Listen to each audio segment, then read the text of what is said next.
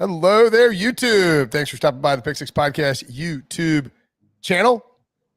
If you like what we do, if you enjoy the podcast, if you enjoy watching it, hit subscribe, hit like, and turn on alerts. You never know when we'll go live. Could be 2 o'clock, could be 1 o'clock, usually 1 o'clock Eastern time on the weekdays, but hit turn on alerts so you get notified when we go live.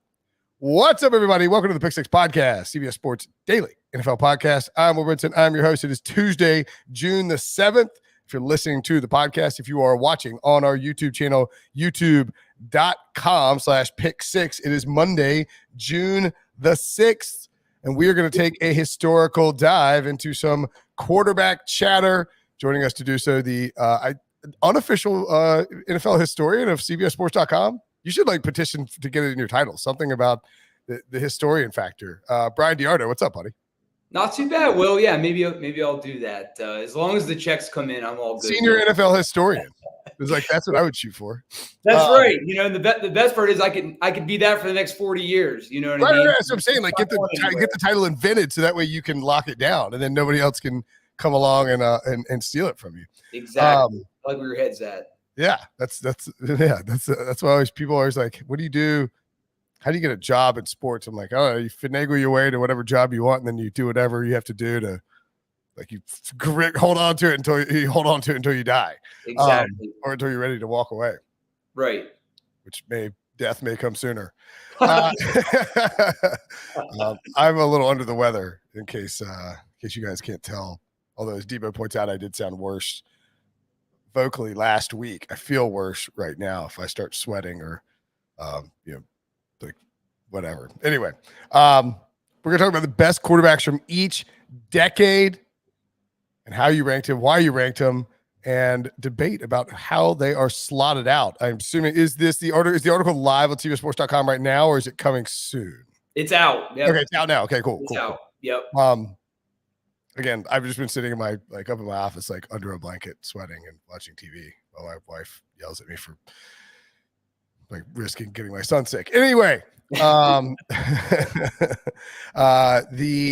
2020s. Looking at the best quarterback from the 2020s. This is an insane. It's not an insane take. It's just an insane concept that you can make. You made the argument. You were stating that the best quarterback in the 2020s is Tom Brady, drafted in 1999, I believe. Mm-hmm. The best quarterback in the 2020s. That's outrageous that he would still be playing at that high of a level. Your runner-up, Aaron Rodgers, and honorable mention, Patrick Mahomes. So what's the criteria for just sort of, I guess we should probably go, what's the criteria when you look at this decade? Obviously it's 2022. So, it's early in the judgment process. It could, I would think it would almost certainly won't be Brady by the time you do this in 5 years. Maybe it will be. Who the hell knows? But if Brady retire after this season in 2030, he's probably not the quarterback of the 2020s. Maybe, I don't know.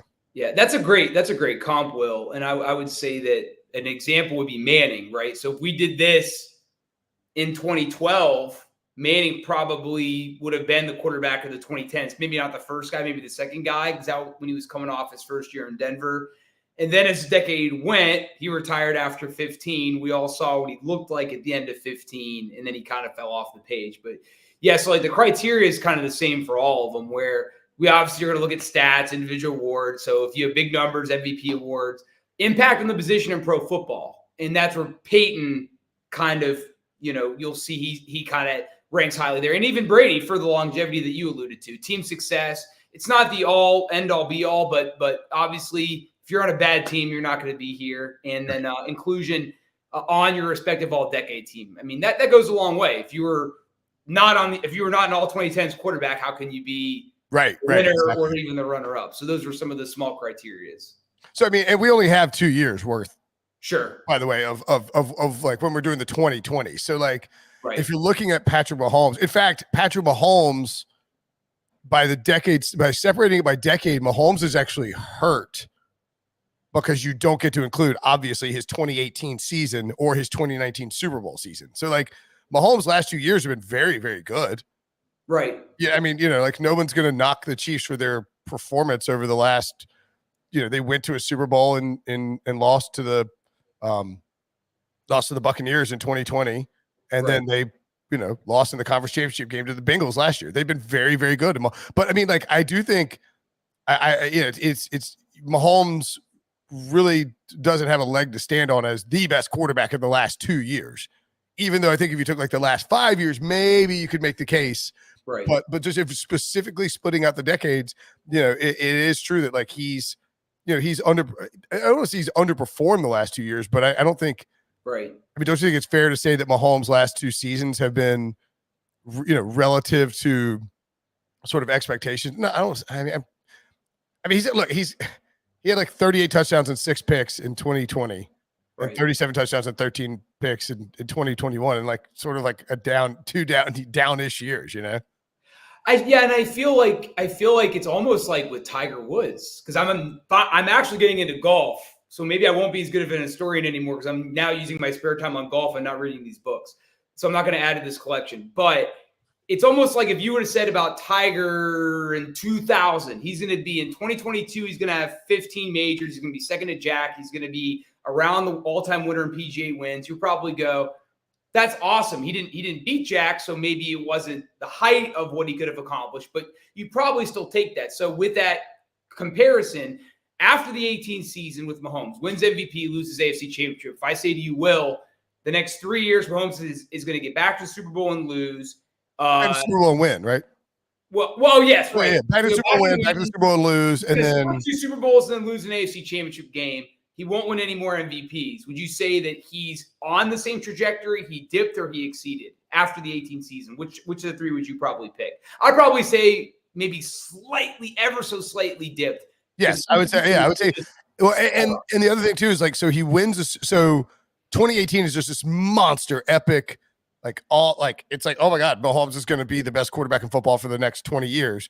And then I actually thought in 2019 he may have played better quarterback than he did in 2018, but without the huge stats and just the natural sort of regression that comes, with like having throwing for 50 touchdowns and 5,000 passing yards, and then in 20 and they win the Super Bowl. I mean that's huge, right? Like, and right. By the way, where would he be?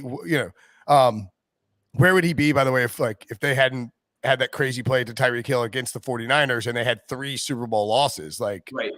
It's just interesting how fine the lines are. But yeah, I agree with you. I think ever so slightly dipped. Like he played great down the stretch in 2020, but they really struggled early on with the offense in that season. And then 2021, I mean, he's played really well, but I mean, like he wasn't anywhere near MVP consideration last year. Right. And he made the Pro Bowl, but they really should have lost to the Bills and not even made it to the conference championship game. Right. So, yeah, I think that you could say that it's not if it weren't for the Super Bowl win, I think we would be having the hot topic offseason, is Patrick Mahomes like the new Dan Marino / Jim right. Kelly discussion. And that would be like a nuclear hot take, but not really. Well, right. And even you look at the other quarterback that's here, Rodgers. I mean, I'm sure you watch that roundtable with Ernie Johnson and you watch them all golf, Josh Allen, Brady, and Mahomes. Mahomes has been to one more Super Bowl than Aaron Rodgers as a starter. It's crazy. That's crazy to me. 2 versus 1. Yeah. I was like, wait. He's been to one more than Brees. Yeah, it's wild. But to your point, he only still has 1. So his career, honestly, is already been kind of fascinating because, like you said, 1 Super Bowl win since then, got back one more time. And we can all agree that loss wasn't his fault. I mean, it's actually one of the craziest performances by a quarterback that lost by so many points. Because what's one of the plays people remember from the loss to Tampa? It's that play where he's running around and he throws it just like falling to the ground. I mean, it was one of those, it was almost like watching LeBron getting swept by Golden State where you're giving Golden State their props, but you're also like, we're watching something happening to the losing guy that's like the best player on the field is the losing guy. Yeah. No, it's crazy. Right. Yeah, but to your point, yeah, it's like, all right, it's easy to make him third. And then with Rodgers, if you're talking about just the last 2 years, of course he doesn't have a Super Bowl. Right. But there are only 2 guys, 2-year samples. There are only 2 quarterbacks who have a Super Bowl, Matthew Stafford and Tom Brady. And Rodgers has, 1 MVP back-to-back years. took his team to the NFC Championship game back-to-back years, won 13-3.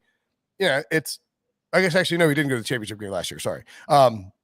They got knocked out before it by San Francisco. It's like it's just very typical Rodgers. There's no title. There's incredibly efficient performances on the field. Mm-hmm. A bounce back in his career in a big way to win back-to-back MVPs. But there's no way you would take Rodgers over Brady because Brady had a monster 2021 season 2, could have been MVP, right, and won the Super Bowl in 2020 in his first year with Tampa. Like the only choice is Tom Brady.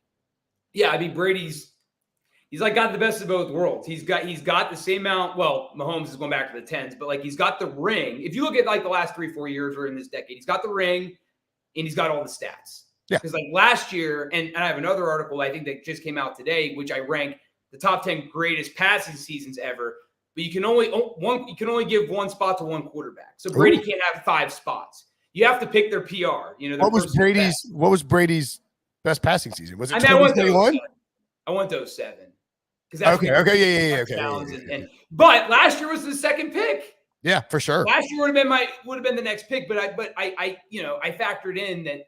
I mean, even last year he had more per game. Like it's not like it's just the 17-game season. Like he completed 68% of his passes and threw 5,316 yards. Right, and you got to factor in that AB was hurt, missed time. His other receivers were hurt, so it wasn't like it was Randy Moss, Wes Welker, Dante Stallworth. It was, a much more depleted receiving core. But yeah, I mean Brady, I think is a solid number one. And yeah, like you said, I mean Rodgers has the MVPs. His touchdown interception ratios are bonkers. Rodgers 2020 made that top 10 list. Yeah, that year he had the 48 touchdowns and the 5 picks. He's near the bottom, but he's on the list. But yeah, I mean this one kind of evened out pretty fairly. I didn't have really any qualms. Well, and also like Rodgers is notoriously like doesn't want to throw picks. You know what I mean? Like he could, right. And I'm not saying like he's, I'm not knocking Rodgers. He just doesn't want to throw picks. And so that matters.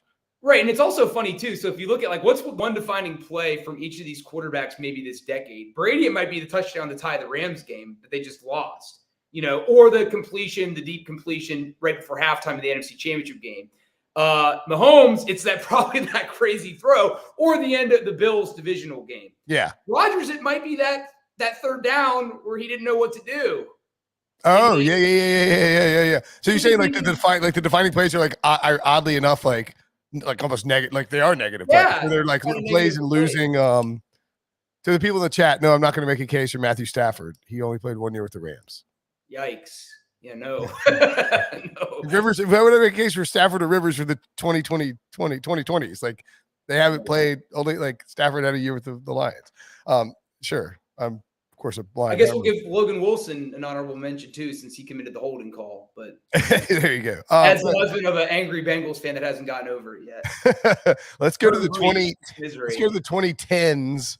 Probably spent too much time on the 2020s, but oh well. But 2010s is pretty similar because you have Brady as number one, and like I mean, good luck arguing that. Right. I mean, who's going to argue that Tom Brady's performance from 2010 to 2019, in which he, I believe, won 2 MVPs. How many Super Bowls? 3 Super Bowls? Yeah, he won 3, and he went to 3 in a row, and they went to 4. Yeah. Well, they went to 5, I think, the entire decade. 11. And it was just 33 through 42-year-old seasons. Right. When most quarterbacks are going this way. Are gone, like toast. Yeah. Right. And I mean, he was just a monster. So yeah, no argument there whatsoever. Rodgers, if you do the 2010 through 2019, you of course incorporate his not only his Super Bowl win, but also 2 MVPs, where he's won 4 total, obviously the last 2. So you get 2 MVPs, a Super Bowl win, and then you do have the down years where why is Mike McCarthy's being run out of town? But right, your honorable mention is Russell Wilson, which I think is really interesting. Yeah, because is I mean, who is 4th place? The debate here is, well, there's 2 debates. The first debate is with Brady, which decade was Brady better, the aughts or the 10s? And he's not going to go far into his 20s, so I'm not comparing that. But the other one is, it would have been Brees, and I feel like Brees but I make up for it. Brees Super Bowl is 09. Yeah, Brees would have been in the 10s if Russell wasn't. but I make up for it in the 2000s. The quarterback that kind of, if there is anybody that kind of gets gypped, it's probably Ben, because Ben, we'll get to the 2000s later, but Ben isn't an honorable mention in any of them. And I actually had several guys in my initial draft in the honorable mention format. And then I just decided it got too mucky. Because then it's all right, where's Phillip Rivers? Where's Eli Manning? So it's like, well, if I can't have Eli, I can't have Phillip. So I just said, we're going to go one for each column. I think that's a good move. Cleaner.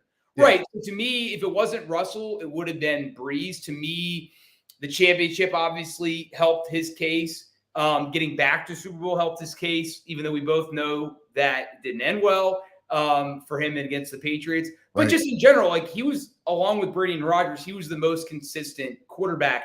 Not just individual play, but team success. Won over 100 games with Seattle that year. And also, too, I mean, he was mobile. He played the game a little bit differently. And in general, like we all remember what Seattle was like after Hasselbeck, before Russell. I mean, nobody cared about them. So he kind of, in his, I think I just wrote this recently, or I think it's actually in this article.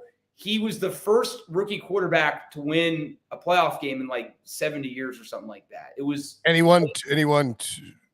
No, they beat Washington, then they lost to. They beat Washington. They beat Atlanta, I think. Yeah, they beat Washington with RG3, and then they beat Atlanta. So I'll get to the actual. And then lost. And then they lost in the famous like Sherman. No. Did they lose it? Hold on, I gotta look at this. My brain is plunked. Yeah, I think they lost. I think they beat Atlanta. No, they lost. They lost to Atlanta. Lost to Atlanta. That's. But he had a monster game against Atlanta because he became the first rookie quarterback to win a playoff game in years, and then he set the rookie record for passing yards in a single playoff game against Atlanta. But they lost, and then the 49ers beat Atlanta, and then the 49ers played the Ravens in the Super Bowl, I believe. Right. So here's what that stat was. So this is crazy. So it was Sammy Baugh, way back in, I think, 1937. Yeah. He had 335 yards in a playoff game. That was the most by a rookie quarterback until Russell Wilson broke it. That's right.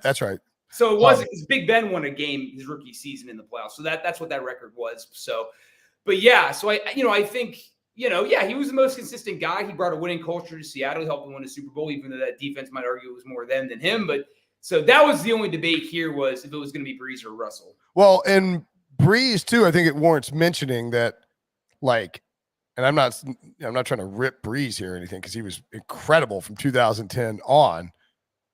But they did have those 4 seasons where they won 7 games. Yeah. I mean, like and it took that famous 2017 class, with Ryan Ramczyk, Marshawn Lattimore, Marcus Williams, Alvin Kamara, all these dudes, like, and all of a sudden they turned it around and really made like actual runs. Like I think it was 2016, but like it was either the owners' meetings at one point in between there, and like Sean, people were like, Sean Payton, like, Sean, do you think you're gonna get fired? He's like, I've got an extension in my briefcase right now, and everybody's like, what? Like, what do you mean?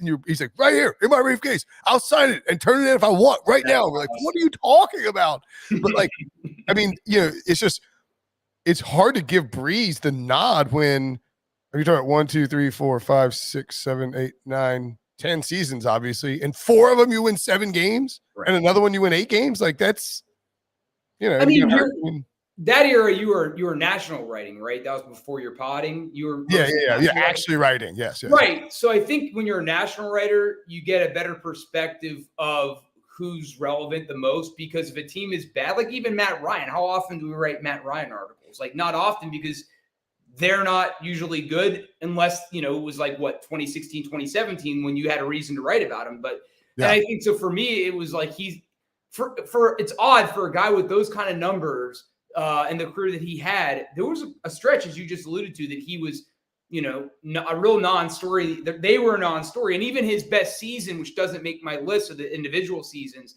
his 2011 season, which was phenomenal. Like he broke the then passing records for touchdowns, passing yards. His touchdown passes was 46, but like still couldn't win MVP. Right. He still never won an MVP. And who remembers that season? I mean, I do, but it's more remembered for the Packers and Rodgers, I think.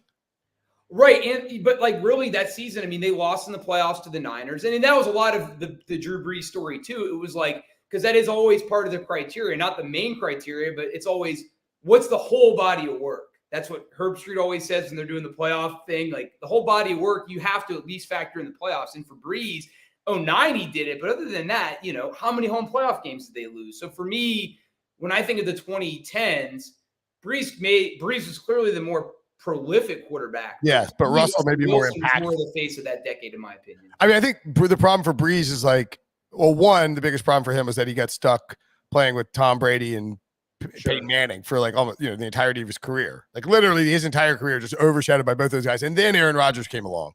Right. And so, and also if you split, Brees is better off 06 to man, I mean, even it's just the 4 7-win seasons is you would never see that from Tom Brady or Peyton Manning or I guess Aaron Rodgers kind of did it, but right. You would just never was Rodgers worst. He got hurt 4-3, only played 7 games, and then went 6-9-1. He's had one losing season where he's played 15 games or more, right? Right. Brees it's insane that Drew Brees and Sean Payton had Drew Brees on a team, and he led the league in passing yards. He played every single game, all but one game for 3 straight years, and they won 7 games in a row, 3 straight years. That's insane. Well, it also makes you wonder. Again, I have family that are Reds fans, and forever they hated Votto because, he hits 320, but he has all his big hits when we're down by 8 runs. Right. How many times did Brees deliver when they needed it versus they're down 28 and he throws 3 touchdowns, or they're up 28 and he's padding his stats? So. And I'm not too far into the weeds with the Saints to necessarily know that, but you can just look at the playoffs. All that prolificness didn't do much for them in the postseason. So, I hate saying the word clutch gene and stuff like that, but it's he was able to deliver in 09, and they were able to deliver in 09. Some of that was obviously far of not being clutch and being too far from those moments in the NFC Championship game. But again, though, it was just there was always something a little bit lacking with Brees and lacking with the Saints. And you're right. And I mean, obviously now with Cowher being in the Hall of Fame, that's going to open the door for a lot more, one-ring guys. But it's man, I feel like when Peyton's case is up, we're going to have to discuss that. You didn't do more with a Hall of Fame quarterback for 4 years there. I mean, it's just weird to lose. It's weird to win 7 games in a row for 3 straight years. You can't put him on an all-decade. You can't make him the best quarterback of the decade when he won 7 games 3 years in a row. You just can't do it. Exactly. Right. Okay, let's take a break. When we come back, best quarterback of the 2000s, Peyton or Brady? We will tell you next. You're good. Obviously, I thought there might be an advertisement there. There wasn't. Anywho, I was waiting for a Maverick Top Gun thing or something. Best quarterback of the 2000s. So I feel like it kind of is the phrase "split the baby." Is that the correct phrase? Pretty much. Yep. I feel like it chopped the baby in half, which sounds terrible. You look at, you're like, okay, Brady's going to get 2010s, and again the nod, the 2020s 2 years in. I'm going to give Peyton the 2000s, and I think that's perfectly fair because Peyton Manning was insanely good in the 2000s. Now Peyton 2 Super Bowl rings. One is sort of he stole it at the end, but he started the Super Bowl, won the Super Bowl. You can say what you want, but I mean, he was great with the Broncos, and then probably got the defense gave him an honorary Super Bowl ring on his way out of town. But there's no, I think that when you look at Peyton Manning versus Tom Brady, in the 2000s, Tom obviously took off. I mean, clearly in 2007, he'd sort of started to go in 2005. He also missed 2008. But Brady has more Super Bowl rings in that stretch, but he was also maybe more of a game manager until they started to really unleash. Whereas Peyton is just won MVP back-to-back years in 03, 04.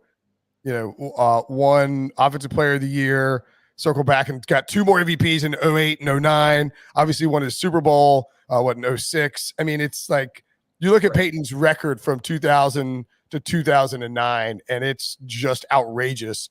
Not only how productive he was on the field, but how he won the awards. He did get 1 Super Bowl. You'd like to see more Super Bowls for Manning, I guess, but it's tough in a Belichick Brady world. Exactly. And you just nailed it, because that was kind of the point I was going to emphasize. So even after I wrote this piece, I'm reading now. I don't know why I'm torturing myself. I'm reading 2 books on the Patriots dynasty, the ones that came out the last couple of years. The second one I'm reading now. Fan to do that. Right. Yeah, it's odd, but it's interesting because really now I think why I would give Manning the nod even more so is because he kind of figured out the Patriots at the end of that decade. Because the first half, they had his number in the 03 playoffs and the 04 playoffs. He threw 3 interceptions to Ty Law in 1 game alone. There's that famous 03 game where the Patriots stopped him at the goal line. But by the end of the decade, he was able to out-Belichick, where Belichick would mess with him, rotating guys, moving Brewski around when he didn't need to before plays in 03, 04. By 05, Manning had figured out somehow how to see past that and beat Brady or Belichick's defense. And I mean, if they don't beat them in the 06 championship game, don't go to that Super Bowl, Manning's number 2 all over again. But the fact that they were able to overcome that mountain, they were able, very similar to like when Steve Young beat the Niners in or the Cowboys in the 94 NFC championship game. Like, yes, like Aikman has more rings, but Young was kind of the more nobody would ever say that Aikman was better than Young as a quarterback. No. Like, they're both Hall of Famers. Now Brady Manning, you might say that, but it's a lot closer. And I feel like Manning. I feel like if you took Peyton, I feel like if you took Peyton Manning and put him on Bill Belichick's team beginning in 1999, that like they probably win 5 Super Bowls for sure. And Belichick believes that in another. Again, I don't know why. Like, I feel like he might have. Has he said that, or does that mean like is he? So the Ian O'Connor book that he wrote, the Belichick biography. Yeah. He says in that book somewhere, he believes if he had a quarterback like a Ben or a Rivers, he could have done the same things that he did with Brady. But he believed if he had Manning, to your point, what they would have been able to do would have been off the charts. So he's never said that, but Ian O'Connor wrote it. And it's like coming from Belichick, but not actually. It's coming from like Belichick believes if he'd been able to land a true, hey, look, Peyton Manning is one of like 2, maybe along with John Elway. Like when we talk about the slam dunk prospects, it was always Elway, Manning, Luck, and now Trevor Lawrence. And now like TBD on Lawrence, obviously Luck retired early, so disappointing. Right. Elway met his potential, even though it took the 2 Super Bowls late for it to really qualify. Peyton Manning is like maybe the in terms of prospect hype to closing career, like even though he only ended up with 2 Super Bowls, like delivered the whole way. Like the only times of doubt were, if you wanted to knock him for not having the Super Bowl, like there was never any question that Peyton Manning was freaking awesome. And if you put him on, it's not like Peyton Manning couldn't be clutch. If you put Peyton Manning on the Patriots, Belichick might have won 10 Super Bowls. I think the only knock on Manning is he was so good. I think a lot of times he couldn't get out of his own way. And that's kind of the irony of the AFC Championship when they finally beat New England. Marvin Harrison, of all people, is in the huddle telling Peyton, call a running play. Right. Got them on their heels, call runs. There was too far, and Belichick believes this with his coaching, as I'm reading. He always believes, even with all the numbers and logistics and all the analytics stuff, he believes at the end of the day, people are going to return to their primal instincts, which is, especially in Super Bowls, where if you're that's why he didn't call timeout against, in theory, why he didn't call timeout against the Seahawks, because he's like, I'm going to let Pete Carroll. Be Pete Carroll. Yeah. Just ironically by passing the ball, but yes. Right, exactly. And so a lot of times Manning kind of played right into Belichick's trap. There's a funny story in the book that Belichick and Peyton are at some pool side, the Pro Bowl, and they're drinking a lot, and Peyton's downing Budweisers, and Belichick's got Coronas. And the whole time they're kind of playing footsie, trying to get information from the other, and almost like going to that line but not crossing it. And they both left. So Bill, what do you when you're thinking about going up against like a steer Y left counter, what's your hypothetically, like what? And Bill's like, well, I don't know about that offense, but they're towing the line of actually asking for, what do you do against this specific thing? Right. And they both left thinking the same thing. I hope they didn't get anything out of that. And then really the ultimate respect for Belichick was when they went for it in that 4th and 2 in the 2009 season. which that game ultimately decided home field. And the Colts go to the Super Bowl and New England goes home in the first round. And it was all because he respected Peyton that much that he'd rather miss on 4th and 2 with 2 minutes left and inside his own 30 than punt and give it back to that guy protecting the lead. I mean, that's pretty. Speaking of historians, Pete Prisco claims one of his claims to fame is that he nicknamed that 4th and Jackass, which just just unbelievable purple prose from Pete Prisco. It's like in the middle of calling that, he's like 4th and Jackass. That's good stuff. Yeah. By the way, as is only fitting, honorable mention of the 2000s goes to Drew Brees, who we talked about previously. Like, this is the thing for Drew Brees is he's just never, again, like, no one's going to think about the 2000s and think, oh, Drew Brees was better than Manning or better than Brady. Well, let me ask you this, though, Will. You can call me out if you think I'm wrong. I mean, should Ben have been in this spot? Because Ben was going to be the guy I would have put here. Think about it. 15-1, ended the Patriots' 21-game winning streak as a rookie of the year. NFL rookie record for wins in a season. I think he was 13-0 that season. He wins 2 Super Bowls, youngest quarterback to win a Super Bowl, first 6-seeded quarterback to win a Super Bowl, game-winning drive, Super Bowl 43, and I didn't have him here, mainly because I don't want to be called a homer anymore that much, because I get to be a homer a little bit later on this list. Also, Brees, again, similar to Russell Wilson, what were the Saints after the Pat Swelling era of the early 90s to when Drew Brees came? I mean, there was a Tony Brooks era in there somewhere, but like, what were the Saints before Drew Brees? So he comes in, they go to the NFC Championship right away. They get to the Super Bowl. They win a Super Bowl. He doesn't win as many rings as Big Ben, but neither won MVPs. Both kind of put their mark on the decade. And yeah, part of that was that Brees didn't get it in the 10s, but you can tell me if I'm right or wrong for my decision. I would go Brees here because I think I put Brees above Ben, and I think you need to have Brees somewhere on this list. Sure. Also, Brees didn't have a ton more years than Ben because really his first 3 years in San Diego, he wasn't playing much or wasn't playing very well. He had comeback player of the year in 2004. But when he jumps into New Orleans, it's just such a shift. It's the ultimate what if in NFL history, right. And it's like such a cataclysmic shift in terms of what we think about the Saints and that franchise. Like, they might be gone. Like, they might be gone from New Orleans if Brees and Peyton don't come and they win that Super Bowl and like, no matter what would happen the rest of their time there. And I also think that I look at Ben as more of like a great player, obviously, but definitely more of a game manager. Right. And had that defense that helped him out. Also, the 2009 season, the 2009 win for Brees against Manning and the Colts, like, changed history too. Because what if Manning wins the 2009 Super Bowl and suddenly he's got 2, and then can the Colts even let him go if he wins 2 to go to Luck? It's. I never really thought about that. I mean, like, I don't think Irsay can let him go if they win 2. Right. Maybe he does. I mean, but it wasn't that much longer afterwards that he was gone from Indianapolis because of the neck surgery. So, just I don't know. I think Brees is the correct choice. And to top it off, Brees has a Super Bowl MVP that Ben doesn't have. Yes.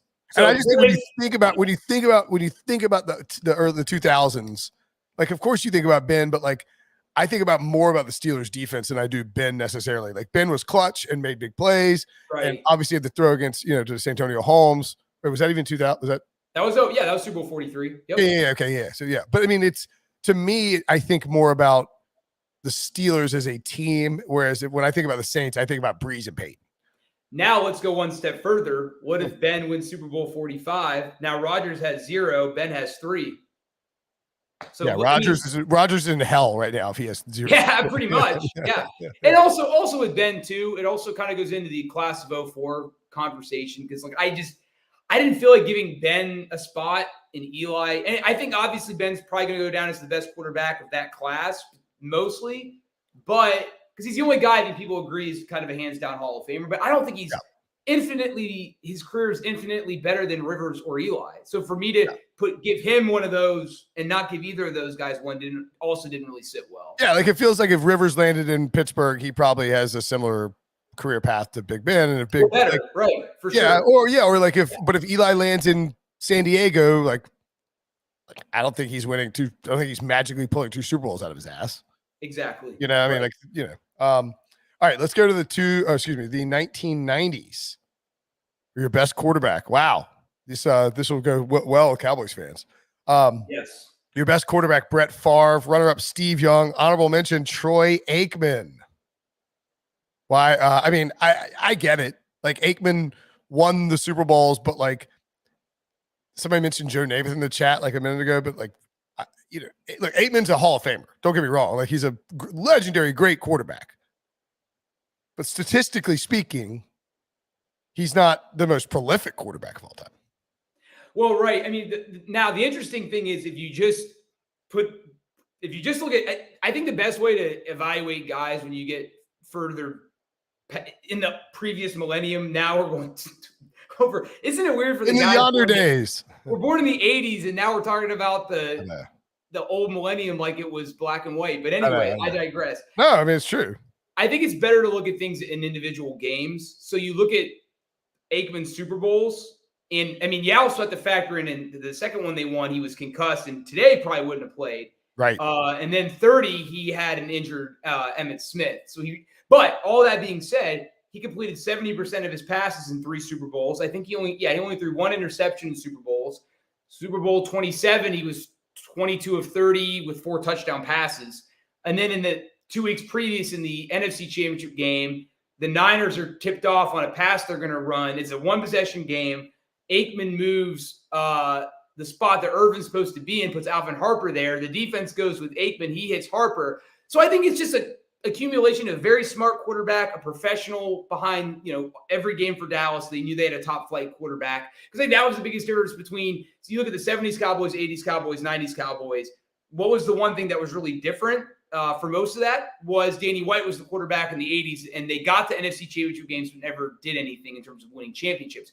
So that was a Hall of Famer. Aikman was a Hall of Famer, even though he wasn't the prolific passer like Marino or like Elway, those guys are going to make honorable mention, which is kind of crazy.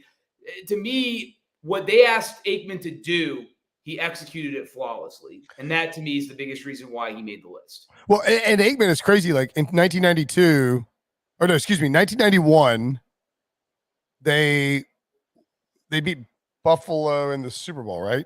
92, yeah. Was it 91 they 92? beat Chicago in the first round, and then the Lions murdered them in the divisional round. Okay, that's right. All right, sorry. I was getting confused by the right. All right, sorry. I was like, wait, are the playoff dates right? Because it said 92, but yes. So 92, Aikman back then you get it all in one season. Now you can't anymore. Now I know. Aikman throws 23 touchdown passes in the regular season, which is not like a mind-blowing number, but it's 1992, whatever. He then proceeds to throw 8 passing touchdowns in 3 games in the playoffs. Like, if you look at his playoff log, you're like, damn, like this guy put up numbers. But then you go back and look at the regular season, you're like, oh, he didn't really do much because they were content winning with that running game and winning with the stout offensive line and controlling it with the defense and doing all that, right? I mean, like that's he was the tail of Aikman. Aikman was, if there's one word I would describe for Troy Aikman, it would be surgical. Yeah. He was a surgical quarterback. Like he and I think a really, underrated tight end, he used Jay Novacek all the time. He'd throw to Moose Johnson every now and then. He would play. I mean, Irvin was a great possession receiver. I know he made a lot of really good plays downfield, but he wasn't Randy Moss. He was arguably the best possession receiver we've ever seen. Alvin Harper was kind of the deep threat that they had. And then, like you said, I mean, he was honestly almost like a early 90s Bradshaw or a early 70s Bradshaw in the 90s where it was a run-first offense, but when they had to throw, he threw. And like I said, I mean, I maybe did at one point, but like if you rank the top 10 best quarterback Super Bowl performances, I mean, his performance against Buffalo in 27 is right there. And he was 2-0 against Young in NFC Championship games, and he was 1-0 against Brett Favre. And again, to your point, the guy didn't make mistakes, rarely. And in that NFC title game against the Packers, Favre made the critical mistake, and Aikman didn't. And Aikman, again, didn't litter the sky with footballs. He just perfectly executed the offense that they asked him to run. You also wonder, like, what would have happened if Jerry Jones could have kept it, had a drop of humility and could have just let Jimmy Johnson hang around for, longer than 4 years. I mean, or 5 years or 6 years, whatever it was. Like, I know they won in 96 with Switzer, but it's like if Jimmy John, I mean, and maybe that's just not how Jimmy Johnson would have worked. Like maybe wasn't meant to be somewhere that long. You wonder if Jimmy's telling the truth when he says that he was burned out and he was looking for a reason to leave. No. I think Jerry was grinding on him, and Jerry wanted more credit and wanted more personnel control, and Jimmy's like, no, that's not. Here's what I think would have happened. I think they would have won one more, and then it would have been done. Okay, so you think? I think for Jimmy, you win 3 in a row. Yeah. It's almost like when MJ won the 3rd in a row, and it was like I got to do a 4th. Like I don't know if I got this in me, man. Yeah. And I think he would have won that, and he probably would have been ready to go to Florida, doing what he's doing now. He would have won the keys, and they still probably. I think they maybe left one on the table, but I think at that point it was the Packers' time. But they got one anyway with Switzer, right? Like I mean, right. And I think at most with Jimmy. And maybe Jimmy leaves after 94 and then they get Barry in 95 and maybe they in 97, 96, somewhere, maybe because no matter what, they owned Green Bay. Even in 96, they beat them 21-6 with Chris Bonial kicking 7 field goals. So even 96, when Green Bay won the Super Bowl with Barry Switzer there, they still had their number. But I think at most that Dallas team, because they weren't drafting as well at that point. Their defense was getting older. So I think 4 was their max. They maybe left 1 on the table. But okay, fair enough. 4's not bad. Yeah, just 3 will work. Exactly. You mentioned Young as the number 2. I mean, it's, look, he was in Tampa in the 80s and landed with San Francisco and sat on the bench for a few years and then takes over and wins 2 MVPs in 2 years. Runner-up in 93. 3 first-time All-Pros and wins 3 Super Bowls in that stretch too in the 90s. Actually, Will, I'm glad this just. Or does his Super Bowls count with was he on there with Montana when he picked up the? Yeah, he won 3, but he won 1 as a starter. He only won 1 as a starter against the Chargers. That's right. Yeah. Right. So this is actually funny. The reason, honestly, one of the reasons why he's not number 1 is kind of because of Aikman. So if you look at the 94 NFC Championship game, the Niners go up 21-0 very quickly. Dallas kind of got in their own way. So from that point on, the Cowboys have to just throw with Aikman. It's almost like with Steph Curry. It's almost like everybody else is hurt. Just shoot, bud. Just shoot.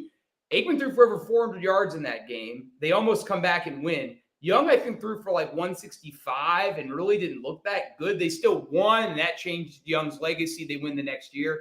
But that was one of the few games where they just said to Aikman, dude, just zip it. Like, we need you. And Emmett was hurt in that game, but Young was transcendent. He was transcendent. He had the hardest act to follow of any quarterback ever. And he did it, and he won a ring and 7, Pro Bowls in a row, and was, I think, had the highest passer rating of any quarterback in history during his retirement. I'm sure now it's not. Right. Now he's like 8th or 9th all time. Right. But back then in our day, I mean, he was the guy you looked at for efficiency. He was that era's Drew Brees, where every year he with the mobility of like a Michael Vick. I mean, it's ridiculous. Yeah. And he could run the ball. He was the leading rusher in Super Bowl 29. So he was kind of everything. And he was left-handed, which was, unique. He was kind of easy for me, number 2. I know a lot of people actually would argue he was number 1 because of his efficiency. A lot of people think he was a better quarterback than Favre, and I'm not going to argue that. I just disagree. Slightly disagree. It's insane to think about having Favre with the Packers, Young with the Niners, and those Cowboys teams, and like trying to get out of the NFC. Oh yeah. You're just, I guess you could, I don't even know what the comparison is. Cause it's like, back then, you weren't as spread out with free agency and stuff. So like, these teams were loaded. Right. Oh yeah. Like both sides of the ball. Right. If you look at, I'm trying to think, look at the NFC East. Washington won it 82, 87, 91. Dallas won it 92, 93, 95. New York won it 86, 91. That's just one division. Yeah, it's crazy. That's one division. The Eagles winning during that stretch? I can't remember. 13 in a row. That was the Eagles dunk. Just unnecessary too. Devo's been so nice to me for just in general, but like sorry. No, that's my fault. That's my fault for an unnecessary Eagles sideswipe. I'm trying not to hate on the Eagles. I'm trying to be nice. That's right. I'm an Eagles fan this year anyway. Donovan McNabb in the 2000s. We didn't even really glossed over him. Well, yeah, he's not on that list. It's a nice try though, DeArdo, to be kind to you. I look. Favre won 3 straight MVPs and a Super Bowl. You know, I mean, I think you could argue that from a pure volume, just like if you think about quarterbacks from the 1990s, it's hard for Favre not to be the guy. Like, I got to college in 99, and if you're betting on sports in college, 99, 2000, et cetera, it's like you just don't bet against Brett Favre in a big moment. Now, did he win the Super Bowls that he probably should have? No. It was the end of his career. Like, not, I want to say, I mean, the final couple of years were disappointing, but those were, we're talking late 2000s. I mean, doesn't even qualify. Like 95 to 97 Favre is about as good as it gets. Right. Not to mention that he had to go to rehab. Right. Also a little opioid rehab in the middle of that. Right. Right. I mean, 96, he had to do that. And I remember I was my 10-year-old self sitting in the car and sports radio is on. He comes out of rehab and the first thing he says is, we're going to win the Super Bowl. And remember, everybody was like, should he have said that? And I remember sitting there, I'm like, they are going to win it. What did he say that was wrong? They went to the NFC Championship game last year. And they did. It's funny when you're a kid, things are a lot simpler. It's like, well, they were really good last year. They had Brett Favre. Dallas isn't as good. Does that fit the narrative of what he should be saying out loud? It's like, well, I mean, they might just win the Super Bowl. Like, it's like, yeah. Right. Is it really that dumb that he said it and then they did? It was like, I obviously he threw a lot of interceptions. It's funny now because I think 96 is his best season. He had 38 touchdowns, 13 picks. 13 picks now. 39-13. There was 38-13 in 95 and 39-13 in 36. There you go. Okay, right. Yeah. But still, like, funny though, we're like a monster season. Very monster. And 96, he didn't have Robert Brooks got hurt that year, and Freeman got hurt, and Mark Chmura got hurt. So there was a period where he's like thrown to like the guy that they drafted out of Notre Dame, who I can't, even remember his name right now. It's going to be at 4:00 this afternoon. So then they have to draft Andre Ryan, or they have to trade and get Desmond Howard. Who? Desmond Howard? No. Oh man, what's his face? They drafted a guy that year out of Notre Dame in 96. Desmond Howard was on the team. He was the MVP of the Super Bowl that year. But yeah, I can't recall his name. In the wrong year. It was a receiver out of Notre Dame they drafted. But yeah, their receiving core pretty much was like nothing. And he still throws 39 touchdowns, 13 picks. I mean, that was back in the era where if you threw over 3,000 yards, you were a good quarterback. And he almost hit 4,000 yards, I think, that season. He was 38.99 or somewhere in that vein. So you're going to have to make me Google the 96 Notre Dame Fighting Irish to see the receiver they drafted. I'm trying to find it right now. It was 97 or 96 when he threw to the oh, man. Let me see here. 1995 Notre Dame football. I'm going to have to see this. He did not catch a pass in their Super Bowl loss to Denver. They threw him a pass. Man, the foxholes that sports conversations take you down. Oh, it can take you so into some dark places for sure. I remember their running back was Autry Denson because I was for whatever reason a Notre Dame fan back then. Let me see here. Mark Edwards was their tight end. Derrick Mays. There you go. Derrick Mays. That's right. You look at these Packers teams, you're not like, wow, I mean, they're obviously very good, but you don't look at them and think like, man, they were just loaded. Right. I mean, they had Dorsey Levens, Edgar Bennett, Mark Chmura. I got actually Derrick Mays on here now. Yep. Good old Derrick Mays. So. Oh, yeah, so he's a rookie out of Notre Dame. Oh, you're right. Yeah. It's like he was inactive for the first 5 games of the season. And then they're like, well, hop on in there, Derrick. Figure something out. I remember they played Kansas City back when they had like Derek Thomas and Neil Smith. And there was a stretch in the 96 season where they had lost some games and people were like, what's wrong? And it's like, nothing's wrong. Favre is throwing to Derrick Mays. Like, what do you? Right, he's throwing to stocky Dorsey Levens. Like, what else you got? So, he was and in the playoffs, he didn't put up monster numbers that year, but like he did something that very few quarterbacks have done. He beat a Parcells Belichick defense in the Super Bowl, and he was a gunslinger. But he called 2 audibles in that game that led to the 2 biggest plays, and he ran for a score.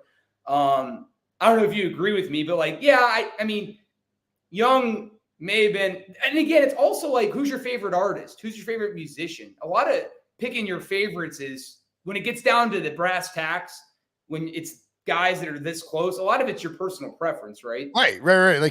Like I'm sure there are plenty of people who prefer Troy Aikman because he's, He's a winner on the couch. It's like Right. If Sure. you like rap music and I'm like the greatest. If you don't like, if you like rap and not rock and roll, and I'm like the Stones are the greatest band of all time, you're like, no. You know what I mean? Like, it is. There's personal preference that goes in play. I mean, nobody's going to ride with me on 50 Cent being a top 4 rapper, but I'm going to keep rocking with 50. It's okay. There you go. See, there you go. It's all personal preference for sure. Right. And we didn't even, not even making the 90s was Marino and Elway. And the main reason with Elway, honestly, was he won his Super Bowls when he was not He wasn't peak Elway. He won the Super Bowl. Yeah. He won the Super Bowls because of Terrell Davis and he had a great team, which is fine. That's no knock on him, but he wasn't John Elway anymore. Yeah. He was Elway of the 80s was certainly much better. All right, let's even table, unless you want to let's see if we can blitzkrieg the 80s, 70s, and 60s real quick. Works for me. For time purposes. Montana, best 80s quarterback. Yeah, I'm in too. Going Marino over Elway too, I think is fine, especially if we're talking 80s, because Marino was probably there's no reason Dan Marino didn't win a Super Bowl other than the fact that they didn't put enough around him. Right. If swap Marino and it's like we talk about Belichick. I mean, Manning and Brady. Like swap Marino and Montana, and I'm pretty sure Bill Walsh could have figured out how to make Dan Marino a multi-time Super Bowl champion. Exactly right. His sheer talent, what he did in '84, didn't have a lot around him. Yeah, for sure. Yeah. 70s, and so Elway was honorable mention there too. And again, won the Super Bowls in the 90s, was peak Elway in the 80s. I mean, just great quarterbacks in the 80s.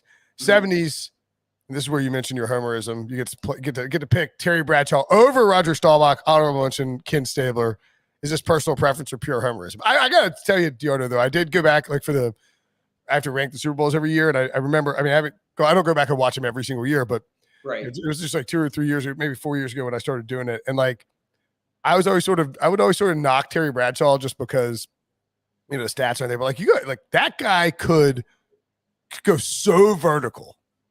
If you put Terry Bradshaw in a modern passing game now, I mean, he was big and strong and fit, and could just could bomb it down the field. I think he's probably underappreciated for what he was able to do in the field because A, he's goofy in the studio, and B, it's back in the day and the Steelers had a great defense. And he called his own plays, and essentially he called the play, and he called it more of a running game.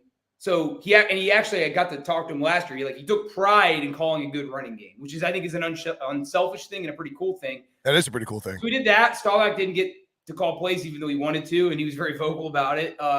He was 2-0 against Staubach in Super Bowls. He has a league MVP that Staubach doesn't have. He has 2 Super Bowl MVPs that Staubach doesn't have. Staubach was probably the better player, but Bradshaw had the better career, in my opinion. And he's kind of the embodiment of the rule changes that opened up the passing game, where Bradshaw before never threw for over 2,000 yards. That season threw for almost 3,000, 28 touchdowns that led the league, and then 4 touchdowns in the Super Bowl. So he was more, to me, of an embodiment of the evolution of football of that decade, and he was the quarterback of the best team. That is wild. He's hasn't thrown more than 2,000. It almost says 3,700 passing yards, 29 passing yards and 28 touchdowns. He leads, MVP of the league. Stabler, always fine with that as an honorable mention there. Underrated quarterback too. 1960s, Johnny Unitas, runner-up Bart Starr. Honorable mention Joe Namath. Who got snubbed? I mean, is there a snub here? Len Dawson's the snub. Okay. I think he was a better quarterback than Namath, but part of the criteria is legacy. I mean, Namath authored the greatest upset in Super Bowl history. Yeah. And called a shot. I'm sorry? Called a shot, too. Called a shot, right, with young Brett Musburger creeping on him on the pool side. But, I think, and Namath is the first 4,000-yard passing quarterback. So he kind of has 2 pretty unique things that are all his own. Dawson was the better quarterback, though. Right. And so if there is a snub here, it's him. And Starr was the Aikman or Brady of his era, and Unitas was the Manning. I mean, he's the best pure quarterback he's the best quarterback of the first 50 years of the league, and there's really not much. There's a large consensus there, I think. Yeah, there's no one's gonna be how dare you put Johnny Unitas over Bart Starr? Exactly. I mean, it's Johnny Unitas. He's even though ironically he didn't start in that Super Bowl. He got hurt before that year, and Earl Morrall came in, and that's where, if you really want to get romantic about football, that was kind of the passing of the torch moment at the end of Super Bowl III. Unitas comes in and kind of puts up the only points Baltimore scores that day, but it was too little too late. And there's a cool moment with him and Namath. So, good stuff there. But still, he's the best quarterback of that era. Yeah. I think 60s is easy. If you're getting beef from like maybe it's 70s, 80s, I don't think anybody has any question with, maybe 90s, and then obviously Manning and Brady in the 2000s people could argue with. But I mean, otherwise, I think a strong list. And you have, by being the unofficial historian of NFL historian of CBS Sports, right. you have the chops to back it up. You gotta copyright that, man. Yeah, you should. I throw it in my freaking. Even though you are the holder of all the Super Bowl rankings. That's true, but that is the golden goose. That's like the Masters. You can have it. No. It's easy now though, because I should add one per year. Like the first time I did it, it was hell on earth. It took me an insanely long amount of time to rank it because I wanted to be right. Sure. And now it's like I could just now I remember everything about it. I'm gonna just slot one in there. Did you watch the games or did you just watch like the 30-minute John Facenda things, or did you try to? It depended on which game. Like some stuff you can't find. Right. You can't find. I mean, I guess you could on Game Pass. I don't think. Yeah. It just depended on what game. Sure. Most I remember most of them. Right. And then you have this stretch in the 80s where it's like, a bunch of bad Super Bowls, there for a long time the Super Bowl wasn't, incredible. Like it's been the last 20 years where the Super Bowl has really morphed into this like you get a great game every year, and if you don't, you're really disappointed. Yeah. All right, man. As always, good stuff, DeArdo. Follow him on Twitter at Bryan DeArdo, I believe. That is correct, yes? That's what it is, I think. I'll ask my 12 followers what they think. Go follow him on Twitter. Read his stuff on CBSSports.com. Thanks as always, buddy. This is fun. Yeah, likewise.